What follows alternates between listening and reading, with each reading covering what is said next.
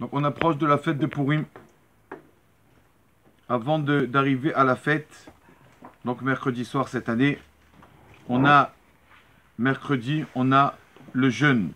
Ce qu'on appelle Taranit Esther, le jeûne d'Esther. Pourquoi ce jeûne? Il y a plusieurs raisons pourquoi nous jeûnons la veille de Purim. Première raison, tout simplement parce que on sait que quand le peuple d'Israël, Akadosh Baruch Hu a décrété sur eux donc d'être exterminés. Quand Aman a voulu exterminer le peuple d'Israël, alors le peuple d'Israël s'est mis à prier et à jeûner. Et donc 3 jours. C'était quand? C'était pendant Pessah. Pendant la fête de Pessah, ils ont jeûné. Bon, c'était ce qu'on appelle Horat Shah. On était obligé de, entre guillemets, transgresser la fête de Pessah et jeûner, parce qu'il y avait un danger sur le peuple d'Israël. Eux, ils ont jeûné 3 jours. Nous, Baruch Hashem, Hashem nous a fait une réduction, nos sages, ils ont dit, bon, jeûnez au moins un jour. Un jour.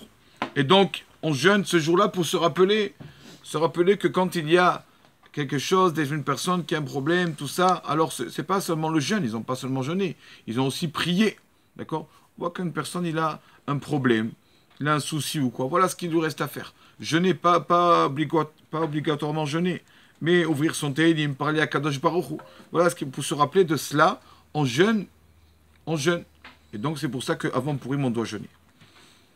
Tout le monde sait qu'on avait le Rabbi Yosef Karo qui a écrit le Shulchan Aruch, qui avait tellement que son niveau était... Il a été vraiment... C'était un tzaddik, Rabbi Yosef Karo. Il méritait d'étudier avec un ange. La nuit, l'ange venait, on appelle le Maguide, et lui dévoilait des choses. Il lui dévoilait. Et il y a un livre, d'accord, que le Rabbi Yosef Karo, donc c'est plusieurs choses que cet ange lui a dit. Et une des choses, il lui parle du jeûne d'Esther. Il lui dit, pourquoi le jeûne d'Esther? Pourquoi on doit jeûner la veille de Purim? Contraire, il faut qu'on mange veille de Purim, qu'on s'en des forces pour la fête. Comment ça se fait que nos sages nous ont demandé de jeûner veille de Purim? Alors il a dit, voilà ce qu'il lui a dit. Il lui a dit, souvent à Purim, la personne, donc il connaît la mitzvah, qu'il faut boire et manger, il faut boire un peu plus que d'habitude à Purim. Chayav inish levasumé, il faut qu'il boive un peu plus que d'habitude.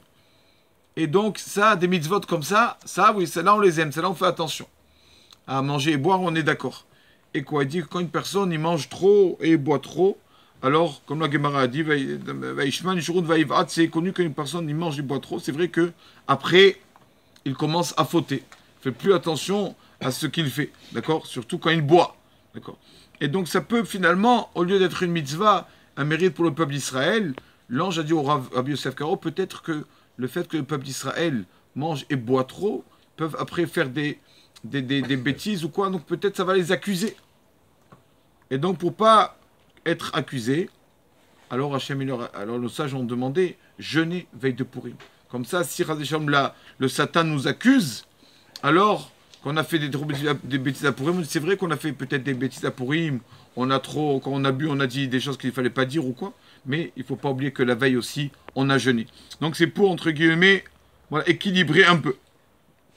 Et quand Israël, c'est sûr que c'est une mitzvah de manger et boire le jour de Purim, il y a le mishté, mais, d'accord, ce mishté, on va voir que ce mishté, c'est déjà, il est en allusion dans la Torah. La Torah le mentionne, on a vu que Vayas Avraham mishté, Gadol, Avraham a fait un grand mishté.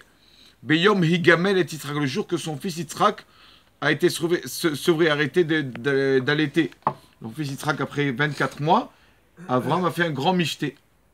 Et mishté, Beyom Higamel, le jour Higamel. Higamel, ça veut dire sevré. Son fils est sevré. Higamel, c'est les lettres de Megillah.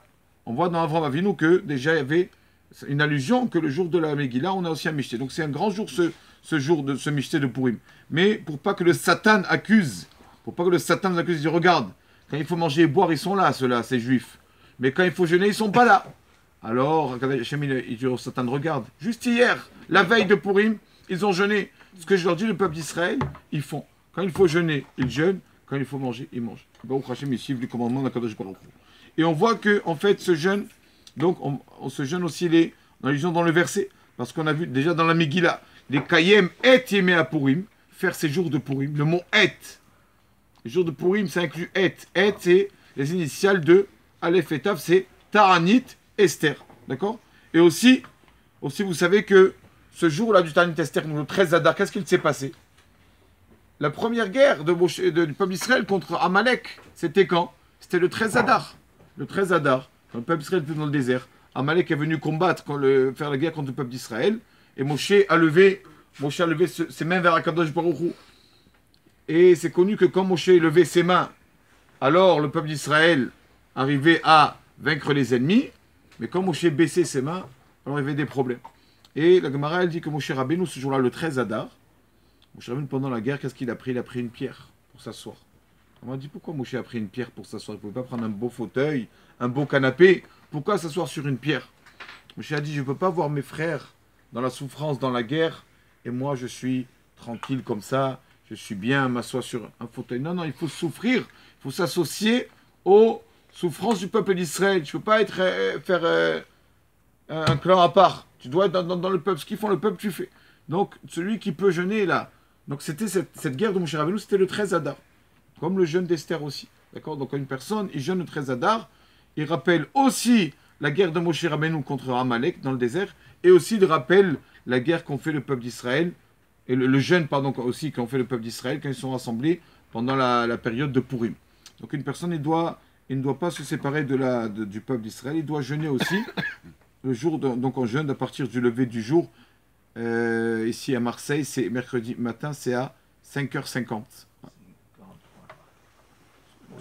Et le soir, donc bien sûr, après la Megillah. Donc il ne faut pas déjà mettre dans le peuple que comme pour les déguisements et pour les manger. Bon, il faut être aussi dans le jeûne. Bien sûr, c'est un jeûne où, entre guillemets, on peut être un peu plus cool. C'est-à-dire quoi? Par exemple, une femme enceinte.